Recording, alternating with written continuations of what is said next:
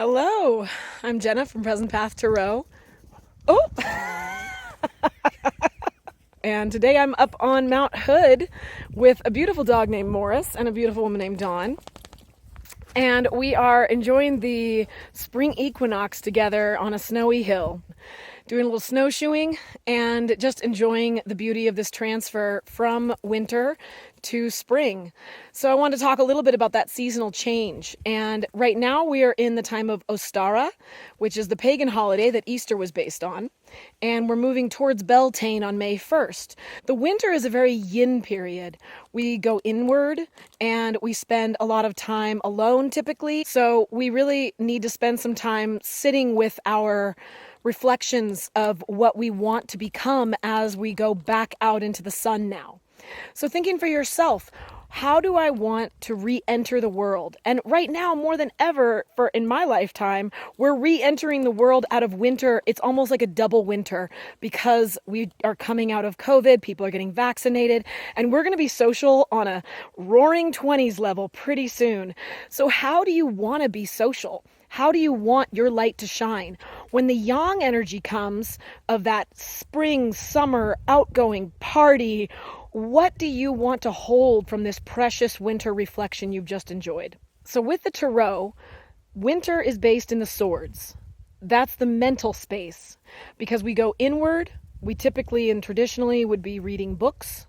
This year we are watching a lot of shows, which is taking in stories and mythology that we share in the collective unconscious. And it's a time for us to be, taking in our mental space from our own perspective instead of taking in the extroversion of everyone else's opinions around us. So what is it for you that you've really learned in this last year of winter in a sense, but really in this last season especially, that you want to carry forward? I know for myself, I don't want to be quite as extroverted as I was before COVID. I want to make sure I have more time for introversion. I also want to be conscious of who I'm spending time with, how they're feeding me their light back. So as we move more into the light of spring, give yourself the juiciness of your light within that you've built over this winter, the hearth of your heart.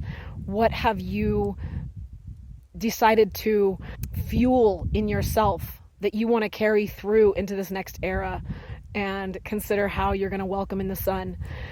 And also, Beltane is going to be a time, May 1st is when we really get outside. It gets warm enough to enjoy larger events than two, and hopefully more people will be vaccinated by then. So getting yourself prepared slowly for the oncoming extroversion, the oncoming yang energy after this deep yin we've been in. As you're going back into socializing, how are you taking it easy and being compassionate with yourself at the pacing of that? Maybe you don't go to every event that happens when they open up again, but how do you also be compassionate to others? The ambiverts, the introverts, even some of the extroverts who've gotten really accustomed to being more to themselves, being overwhelmed and overstimulated by society and a large panic of people might be a lot for people. So don't take it personal if some people are like overwhelmed with too much conversation, too much stimulus. Take it easy on yourself and others as we come out of this. One example of this is when you come out of something like a meditation retreat or an ashram. I've done meditation retreats where total silence for like 9 days. And then when I come out, we get to speak again. And the world is overwhelming. It's almost like being pounced upon by an animal when you go back into just regular communication, regular chatting. And so we all need to be aware right now that we can keep inward and we can be pacing ourselves with our socializing as we come into the springtime. So let's think of some ways that we can pace ourselves. One is to get enough sleep, right? You party, you don't party twice in a row for a minute. Even if you're young, just come in slowly to this. Another way to be pacing yourself is just to be body aware, doing a little bit of mindfulness every day and being like, okay, I'm about to go to an event. How do I check in with myself every hour and just feel through your body? How's my body feeling? Am I able to feel relaxed and engaged? Or am I feeling like I'm just like pushing through something? Give yourself the space to go home early a couple times, Another thing I really think would be great to consider at this point in our season of this Ostara to Beltane transfer is what are the habits you've built in this last year or just in this last season that you want to keep going on? Are you cooking more? Are you writing more? Are you meditating? Are you exercising? I'm actually exercising more. Yay me. So what is it that you want to hold dear from this and make scheduling and time for once we get busier? How do you want to find that, yes, you need to make your money and you need to have your social and you need to catch up on everything with everyone. You can do that at a rhythm that feels good to you. This is a dance with yourself, with the world. How do you want to pull that dance in so that it feels sexy and delicious and it doesn't feel like you're just being whisked through by someone who you don't even know, you know? How do you know that you are leading your own dance?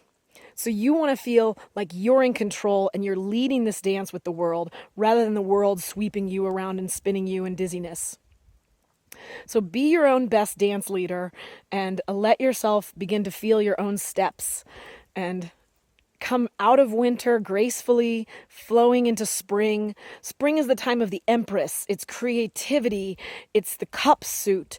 It's all the life and the juiciness and the creativity. So maybe also as we step into spring, gifting yourself that deliciousness of the freshness of living, of art projects that you want to go explore outside when it gets warm enough, and creation that you can finish inside that, you know, you might have started art in the winter, you want to finish now so that you can move into outdoor activities. Allow yourself to be in a state of open-hearted spiritual curiosity as to how you can watch yourself dance into this new era we're coming into.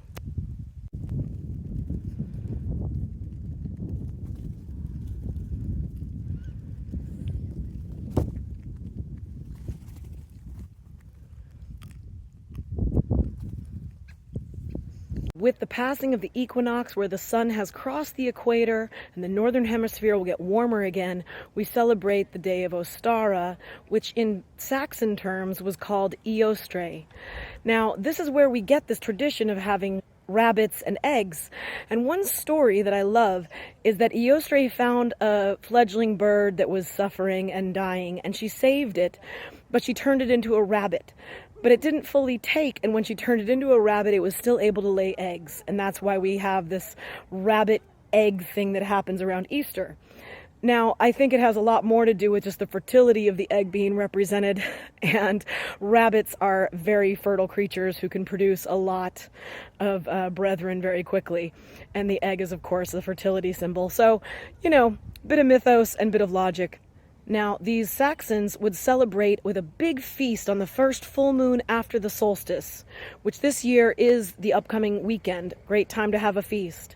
That's one way to celebrate this. Other things you can do are to have rebirthing activities, things where you feel like you've renewed yourself and cleansed yourself in some way and welcoming in who you're becoming.